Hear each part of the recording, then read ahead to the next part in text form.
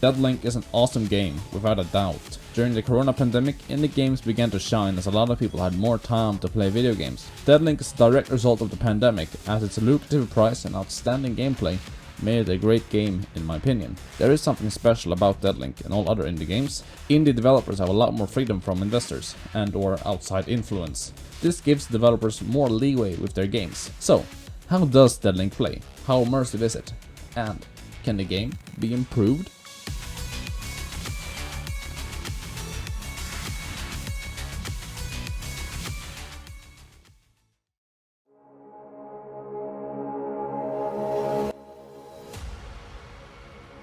What is Deadlink?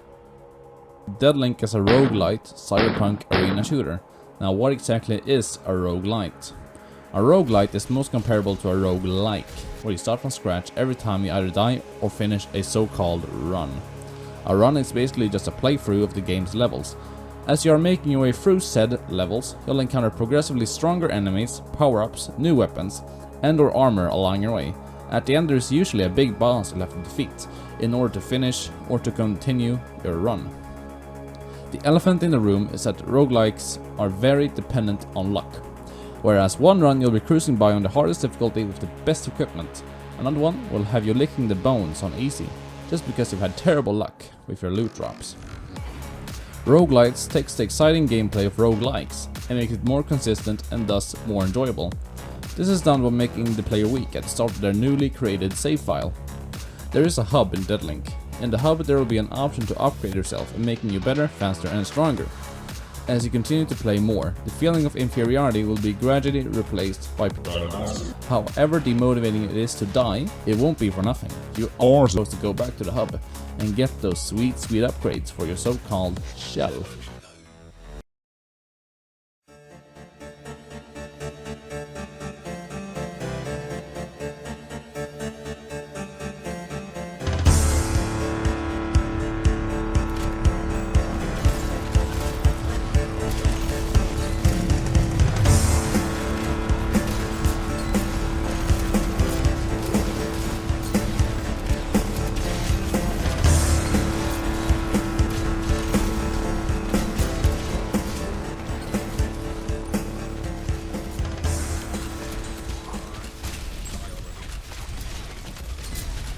The mechanics and characters of Deadlink. There are two shells at the moment. The first one is called the Soldier and the second one is the Hunter. The Soldier is the first shell you will be unlocking. This is because he is by far the most accessible since he has the highest sustainability. This is because his arsenal consists of a scrambler, area of effect, shockwave and a grappling hook. Both of these are on a short cooldown which necessitates a low skill floor and a relatively high skill ceiling. In tandem they allow the soldier player to play aggressively, thus adopting a hit and run style of aggression. This style of play is further reinforced by the fact that his abilities are on a short cooldown. The soldier is equipped with a good old shotgun and a good old rocket launcher. As for the hunter, he is equipped with a revolver which has metaphorically descended from the gods themselves. This godly revolver fires as fast as you can click on mouse 1. The best thing about the revolver is that it deals bonus headshot damage. This incentivizes you to go for skillful headshots, which makes you stronger in-game in a very dopamine-inducing way.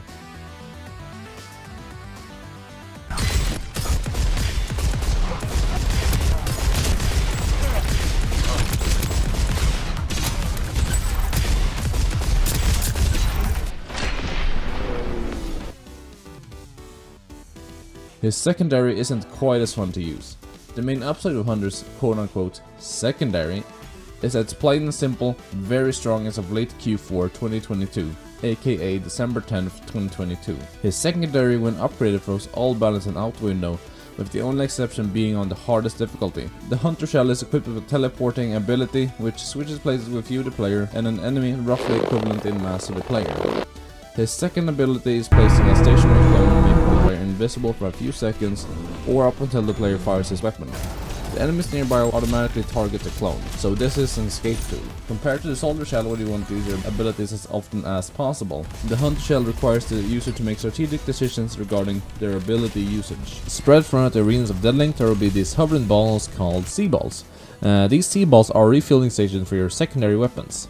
The main difference between primaries and secondaries is that your primary has unlimited ammo, but a limited capacity in its magazine. The same thing goes for your secondary, only in reverse order. In order to refill your secondary, you need to destroy these C-balls. Destroying C-balls grants you more than just ammo, however. After you completed an arena, you'll be granted an upgrade to your shell. These are either neural upgrades or shell upgrades.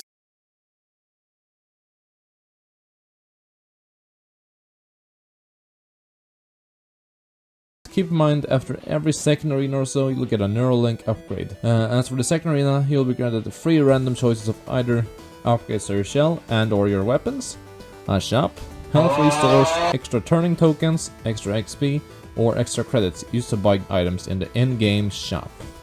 As any freedom-loving patriot would tell you, what's the point of having a rack full of freedom-dispensing, hard-pounding guns if there isn't a quote-unquote burglar to unload it at? This is the question Deadlink asks itself.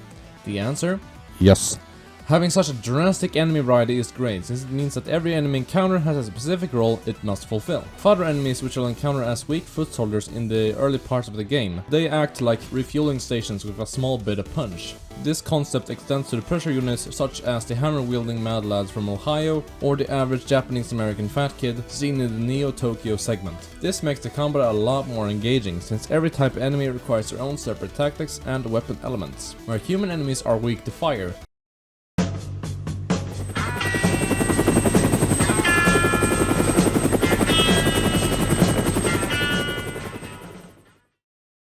they are more resistant to electricity. This goes the opposite way around for robotic enemies because common sense. Toxicity is the most well-rounded element of the three. This is because it melts through armor like butter, which can be used by both robotic and human enemies. In higher difficulties, armor extends to the lower echelons of the enemy hierarchy. My personal advice is to run toxicity on your weaker primary and something else of your preference on your secondary weapon. One thing all shells have in common is that they are equipped with grenades. Grenades aren't used for causing damage. The main purpose of the grenade is to mark enemies in a wider area. Marking is a mechanic in Deadlink, which is either caused by your abilities in certain ways or by grenades. It will make enemies drop armor upon taking damage or upon death. Since there are no armor pickups in the game aside from temporary armor, it forces the player to get up close and personal to guarantee armor pickups. If not, the armor will despawn within a few seconds.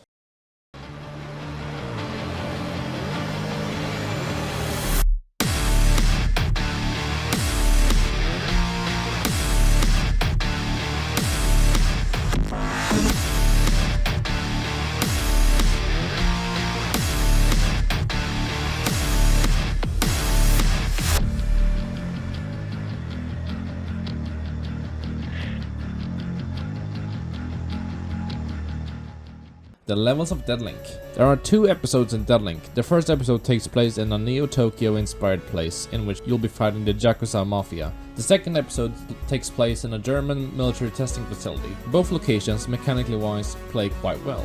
This is because the arena structure of Deadlink allows for simple to navigate maps with a lot of opportunities for flanking and retreating. This goes hand in hand with the gameplay of the soldier and the hunter shell as well. Because the game devs understands this concept, a lot of focus was put on making the levels look simple and easy to navigate, so that without a second of thought you would be able to find a way to and from danger. In order to hammer in this style of play in the mid and late game of both respective episodes, there will be a lot of pressure units spawning. This forces you to make if you wish to survive. Depending on the episode, there will be different enemy types with different ways of applying pressure. For example, in the Neo-Tokyo episode, you'll be encountering shield-wielding samurai pressure units. You'll have to bait out their charge attack. This is made possible by retreating a couple of meters. Once they have charged, they'll leave their back open for you to shoot at.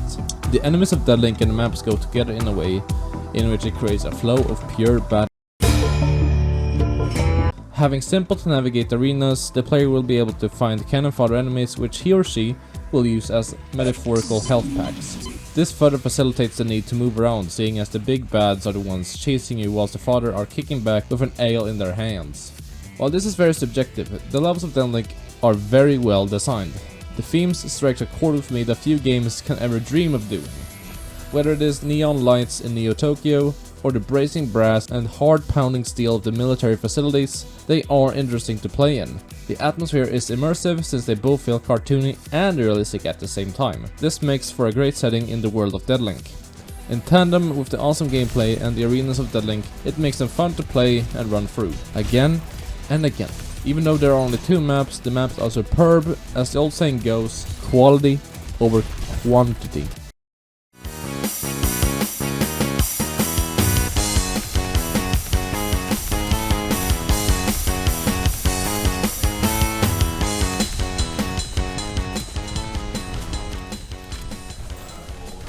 So, how can the game be improved? Even though the maps are great, the shells themselves are quite boring after a while. This is because the shells either have a low skill floor and a relatively high skill ceiling, or a high skill floor and a high skill ceiling. Personally, I reached that skill ceiling quite fast, which sucked the fun out of the game. This is quite easy to mitigate simply by playing in a more challenging way. I find that quite boring, however, since I'd rather have a harder difficulty because the challenge isn't artificial. You have to play as if your life was on the line, or like, even though the developers added a very hard difficulty, I still beat it on my first try without even trying. Although, to be fair, I had a maxed out character, which would have made it a lot easier. In my opinion, one way to fix this would be to add a multiplayer component to the game. This introduces a slew of new problems, such as, how do you balance the multiplayer aspect of the game? How do you retain players? What should the maps look like? How should the maps play? Will there have to be any new guns? Enemies are very important in a video game. In Deadlink there are certainly enemies who fulfill their part of the job, killing you. What about those who don't? The fodder enemies are quite boring, seeing as their only job is to be killed and not kill. Cannon fodder enemies need to play a secondary role. This could be, for example, to support bigger and better enemies or to create environmental hazards. This would make for a more interesting gameplay, since a whole new layer of semi-strategic thinking would be required. This is because prioritizing enemies is important. Do you go for the samurai guy chasing you, or do you go for the small spider tank? A question rarely asked is if I should go for the samurai chasing me, or should I go for the cannon fodder enemy. This is because you either commit to killing the samurai, since it may cause big problems in the future, or the fodder enemy, since you need the armor. In order to fix fodder enemies, they must have a semi-dangerous ability, because they are easy to take out. According to my opinion, this would make the game way more enjoyable compared to shooting your guns until all the enemies are dead. The maps are unique by themselves. As a group, I think there could have been something more. I think that a third theme and or episode would do wonders for Deadlink. After a short while, you grow tired of the aesthetics of the maps. This partially breaks the immersion and thus makes the game less enjoyable to play. However, this isn't a deal breaker, since the maps that we have are very good. As the old saying goes, once again, quality over quantity. My final gripe with Deadlink is that it isn't the most optimized game. Like, for all you nerds out there, I'm running a Ryzen 9 7950X, 32GB DDR5, 6400 mega transfers per second, CL42, and a GTX 1060. In layman's terms, it means that I'm running a slightly above average gaming PC according to the Steam hardware survey. Final thoughts? Buy Deadlink. In my opinion, Deadlink is an otherworldly game. It is fast, fluent, very responsive, and provides the player with a big dopamine hit almost every second. Buy it!